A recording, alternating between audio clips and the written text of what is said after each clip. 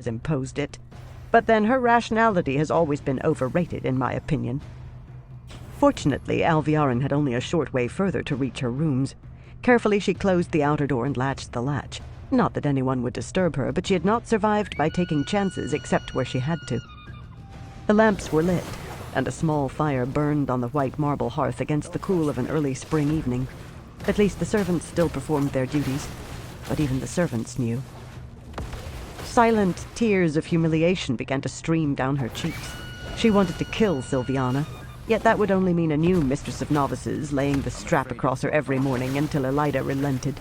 Except that Elida would never relent. Killing her would be more to the point, yet such killings had to be carefully rationed. Too many unexpected deaths would cause questions, perhaps dangerous questions. Still, she had done what she could against Elida. Katarina's news of this battle was spreading through the Black Adja and beyond it already.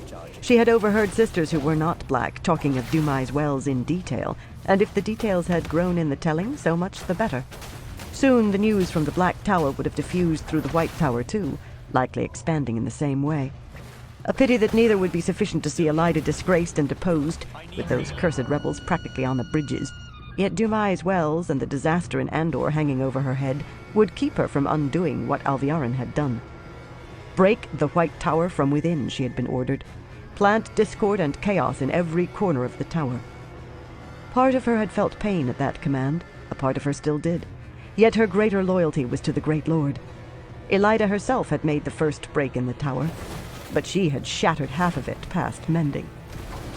Abruptly, she realized that she was touching her forehead again and snatched her hand down. There was no mark there, nothing to feel or see. Every time she glanced into a mirror, she checked in spite of herself. And yet, sometimes she thought people were looking at her forehead, seeing something that escaped her own eyes. That was impossible, irrational, yet the thought crept in no matter how often she chased it away. Dashing tears from her face with the hand holding the message from the tapestry, she pulled the other two she had retrieved out of her belt pouch and went to the writing table standing against the wall. It was a plain table and unadorned like all of her furnishings, some of which she suspected might be of indifferent workmanship. A trivial matter. So long as furniture did what it was supposed to do, nothing more mattered. Dropping the 3 messages on the table beside a small beaten copper bowl, she produced a key from her pouch, unlocked a brass-banded chest sitting on the floor beside the table, and sorted through the small leather-bound books inside until she found the 3 she needed, each protected so that the ink on the pages would vanish if any hand but hers touched them. There were far too many ciphers in use for her to keep them in memory. Losing these books would be a painful trial, replacing them arduous, hence the stout chest and the lock. A very good lock. Good locks were not trivialities. Quickly she stripped off the thin strips of paper wrapping the message recovered from behind the tapestry, held them to a lamp flame and dropped them into the bowl to burn. They were only directions as to where the message was to be left. One meant for each woman in the chain, the extra strips merely a way of disguising how many links the message had to go through to reach its recipient. Too many precautions were an impossibility. Even the sisters of her own heart believed her no more than they. Only 3 on the Supreme Council knew who she was, and she would have avoided that had it been possible. There could never be too many precautions, especially now. The message, once she worked it out, bending to write on another sheet, was much as she had expected since the previous night when Tallene failed to appear. The woman had left the Green Quarters early yesterday carrying fat saddlebags and a small chest. Not having a servant carry them, she had performed the task herself. No one seemed to know where she had gone. The question was, had she panicked on receiving her summons to the Supreme Council, or was there something more? Something more, Alviarin decided. Tallene had looked to Yukiri and Doacine as though seeking guidance, perhaps. She was sure she had not imagined it. Could she have? A very small seed of hope. There must be something more. She needed a threat to the Black, or the Great Lord would withdraw his protection. Angrily, she pulled her hand away from her forehead. She never considered using the small terangreal she had hidden away to call Masana. For one thing, one very important thing, the woman surely intended to kill her, very likely despite the Great Lord's protection. On the instant, if that protection were lost. She had seen Masana's face, knew of her humiliation. No woman would let that pass, especially not one of the chosen. Every night she dreamed of killing Masana, often daydreamed of how to manage it successfully, yet that must wait on finding her without the woman knowing herself found.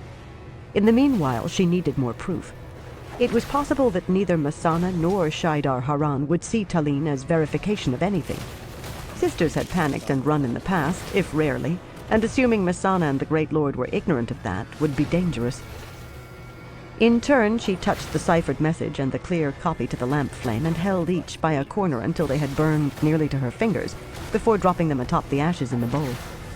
With a smooth black stone that she kept as a paperweight, she crushed the ashes and stirred them about. She doubted that anyone could reconstitute words from ash, but even so...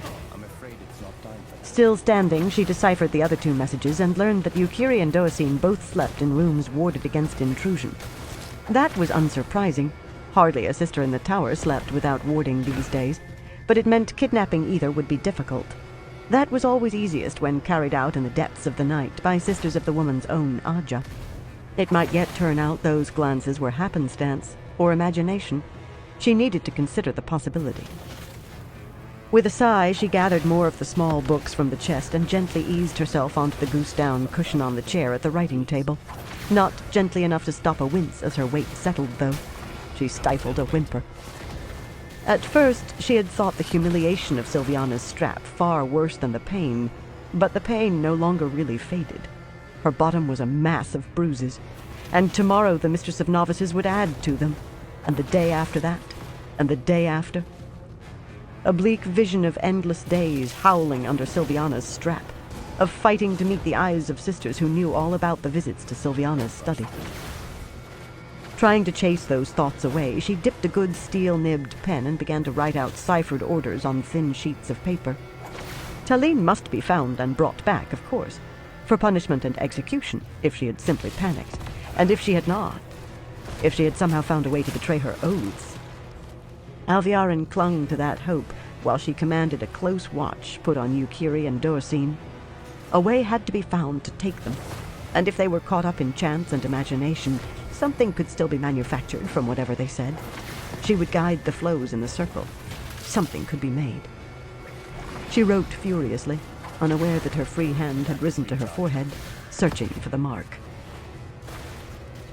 Afternoon sunlight slanted through the tall trees on the ridge above the vast Shido encampment, dappling the air, and songbirds trilled on the branches overhead.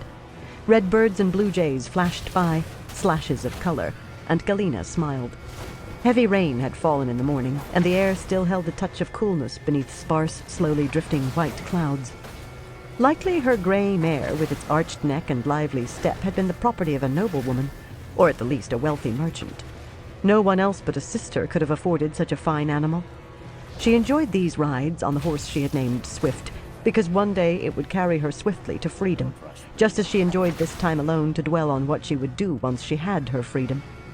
She had plans for repaying those who had failed her, beginning with Elida.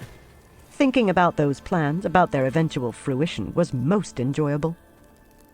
At least, she enjoyed her rides so long as she managed to forget that the privilege was as much a mark of how thoroughly Thurava owned her as were the thick white silk robe she wore and her fire-drop studded belt and collar. Her smile faded into